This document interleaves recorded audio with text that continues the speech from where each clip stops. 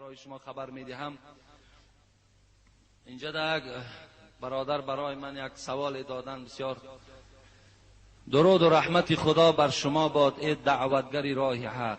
خوش به حالتان که امروزها در اخلاق و فکر و روش این مردم تاجیک دیگرگونی زیاد به وجود آوردید. من نیز یک جوان نو اصلاح شده از صحبت‌های ساده و شیرین شما، ما یک گروه دانشجوی از شما یک سوال داریم. ما می‌دانیم که شما در بسیار صحبت‌ها جوانان را به علم حاضرت دعوت می‌کنید و نیز با احترام معلم‌ها، چنانه که ما آگاهی داریم 6 معلم از مسجد شما از مکتب 51 معاش می‌گیرند. این معنای او را دارد که شما با مکتب‌ها و دانشجوی‌ها و معلم‌ها رابطه زیچ دارید. رحمت به شما.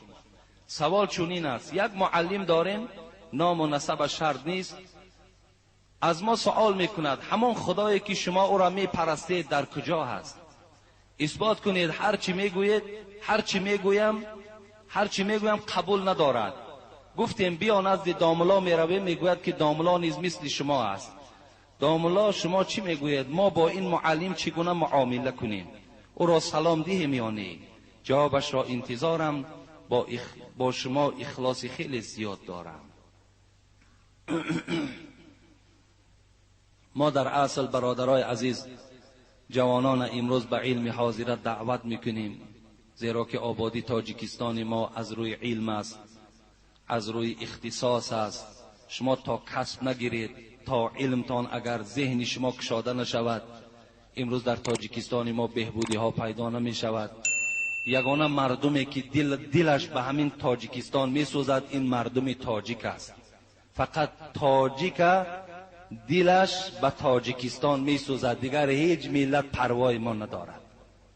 از این خاطر مقصد ما همچی است تا که تمام آن کارگرهایی که در هر ساحه کار میکنن از تاجیک ما باشند.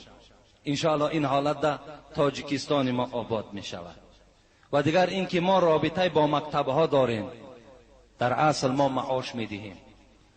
با معلمها خیلی احترام بلند داریم. ما رو نیز در تمام مجلس ها و معرکه هایی که هست معلمها احترام میکنند. لیکن امروز سیاستی که رئیس جمهور هم گرفته است، میگوید که در سیاست من معارف در سطح اول میستد. شما اگر برنامه رئیس جمهور با معلم ها اشتراک اگر دیده باشید، در همونجا شعار بود که در سیاست پیش گرفته من معارف در سطح اول میستد. ما نیز این طرفدار هستیم، باید که در سطح اول ایستد. باید جوانای ما امروز خواننده باشند. باز میگم که این آبادی تاجیکستان ما هست. لیکن این سیاست پیش گرفته رئیس جمهور معنای او را ندارد که معلم ها امروز در وجود خدا و در وجود و در نبودن پروردگار با طالبه ها بحث و مناظره کند. معلم به خودش وظیفه دارد، درس دارد. باید همان چیزی که درسی که در ساعتش آماده شده است از او بیرون باید نبراید. امروز دیگر دوره شوروی نیست که معلم گوید که آدم از میمون شد ما خب کده گوش اندازیم. امروز طلبه حق دارد که امروز آشکار بیانی است. وقتی معلم دوای بی خدایی کرد، طلبه اگر علم داشته باشد اثباتش کند، با او بحث کند. ما در برابر معلمی که خدا را تحقیر کند، مسجد را تحقیر کند، داملا را تحقیر کند، ما اون گونه معلم قطعی رابطه نداریم. ما با معلم رابطه داریم که غمخوار فرزند ماست، فرزند ما را تربیت درست میکند، با فرزند ما معامله خوب میکند. همان خدایی که بچه من پرستیشش میکند، همان معلم قدما رابطه دارم که با همون خدا آشنا باشد. وجود خدا برای شما طلبه های عزیز، دانشمنده های عزیز، هیچ دوره نرویم. عبدالله مبارک میگوید در صحرا نگاه کردم که یک جوانی میگوید خرد بود، 30 سالش خرد بود، گوسفند زیاد بانی میکرد. دلم سوخت که این چوپان است، این دیگر کی از خدا خبر میدهد؟ رفته یک آموزشش کنم تا که به خداشناسی را تعلیمش کنم. وقتی میگوید پیش این کودک رفتم، گفتم با وجود خدا باوری داری؟ و گفت بله باوری دارم. گفت چگونه اثبات میکنه که خدا وجود دارد؟ کودک سوال دادن. عبدالله مبارک برای تعلیم رفته بودن، لیکن از کودک تعلیم گرفتن. گفتن چگونه اثبات میکنی که خدا وجود دارد؟ گفت ای عبدالله مبارک، همین گوسفندهایی که من چوپانی میکنم همینا احتیاج به یک نگهبان دارن، همیان احتیاج به من دارن، احتیاج به یک چوپان دارن که تا که اینها از ضرر گرگ و درنده ها نجات بیابند. من اینها را نجات داده ایستادم، اینها محتاج بر من هستند. پس این مخلوقی که در روی دنیاست چگونه نگهبان نداشته باشد؟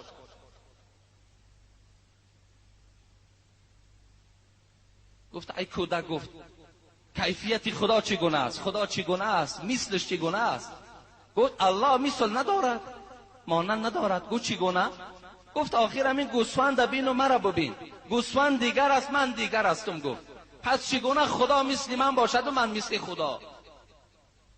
عبدالله گفتن خوش به حالا در حق من دعا که. گفتن عبدالله مبارک از کودک دعا طلب کردن.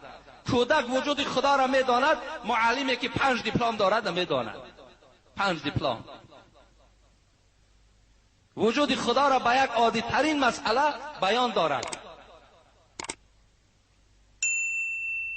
گو مرا یک تعلیم کن. گو تعلیم من بر تو این است ای عبدالله که اگر علم برای خدا گرفته باشی، دری طمع را برای خودت بند کن. علم برای خدا گرفته باشی، ملا برای خدا شده باشی، مردم طله و تاراج نکن، از مردم پول نستان، امر معروف به مردم بیزنس نکن. لیکن اگر علم برای دنیا گرفته باشی، امت از جنت بکن. گفتن خوش به حالت. گفتن حضرت آمین کردن و از پیش کودک دور رفتن. یک کمپیر، من در برابر این معلم دانا کودک مثال میارم، یک کمپیر میگوید یک چرخ ریسی داشت، چرخ میریست، رشته میبافت، چرخه میگویم. یک جوان آمد پرسید ای ماما، گفت وجود خدا را چگونه اثبات بکنی؟ وقتی چرخه دور میگشت، چرخه را از دستش دور کرد که چرخه باز ایستاد. گفت ای جوان، گفت همین چرخه، گفت احتیاج به تاب دادن من دارد، حرکت من دارد. پس این آسمان و ستاره و مهتابی که دور میزند، آیا اینها را کی حرکت میدهد؟ جوان قانع شدند. برای آدم با عقل یک نکته بس است، اگر شعور است، ورنه چو چراغ پیشی کور است. حضرت امام ابو حنیفه ما و شما، صاحب مذهب ما و شما را گفتند خدا را اثبات کن. یک گویم همیت آدمای بی توفیق مثل این معلم گفتند خدا را اثبات کن، چگونه وجود دارد؟ گفتند مرا 2 روز مهلت دهین. هل میلش 2 روز بعد حضرت امام ابو حنیفه آمدن و گفتن اثبات کن. تو چرا گفت 2 روز مهلت گرفتی؟ گفت من در فکر یک کشتی بودم، یک کشتی که در بحر حرکت میکند، بی راننده رفته ایستاده است. من در فکر همو بودم که این کشتی بی راننده، بی شفیار گویم چه حرکت میکرده باشد. این به توفیقان گفتن تو گفتن خیلی به دانش بوده، 2 روز برای همین تحمل، برای همین فکر کردی که کشتی بی راننده چگونه حرکت میکند؟ تو نمیدانی که کشتی بی راننده حرکت نمیکند. گفت سری مقصد آمدی.